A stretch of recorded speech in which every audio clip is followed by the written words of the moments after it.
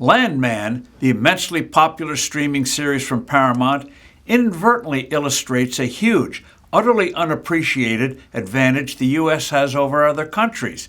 Here, individuals and companies are allowed to own mineral rights.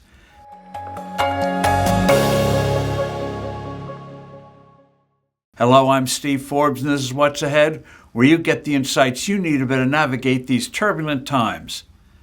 The hit series Landman focuses on protagonist Tommy Norris dealing with all sorts of oil field issues, from drug cartels to deadly fires, personnel, law enforcement, lawyers, regulators, all the nitty-gritty issues of finding and getting oil and gas out of the ground, not to mention an ever more turbulent personal life.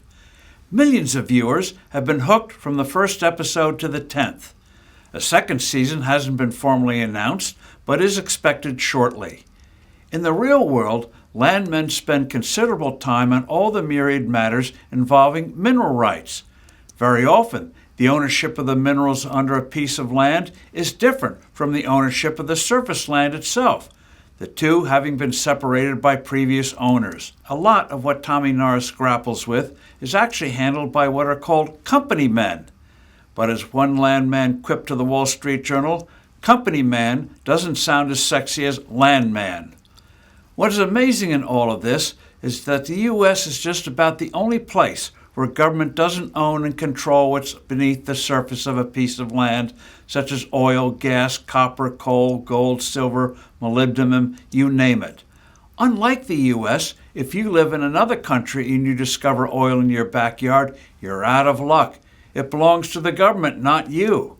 Unlike the U.S., you're not going to get a nice stream of royalties. Private ownership is a huge incentive for individual and corporate entrepreneurs to see what's underground and to extract it.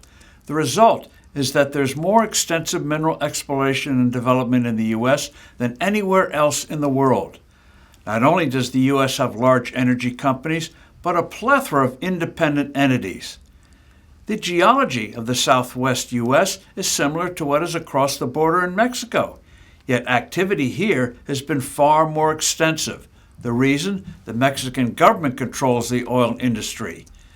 Another result of private mineral rights is impressive technological advances, the most revolutionary being hydraulic fracturing, dubbed fracking, and lateral oil drilling. These breakthroughs have vastly increased output since the early 2000s. Energy growth from oil and gas has outpaced the growth of energy from so-called renewables by a factor as high as 8. Government ownership is a deadweight.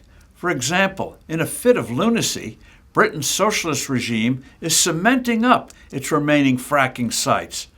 Britain has also committed to ending oil and gas exploration in the North Sea. So, when you watch or rewatch Landman, just remember what made this series possible. I'm Steve Forbes. Thanks for listening. Do send in your comments and suggestions. I look forward to being with you soon again.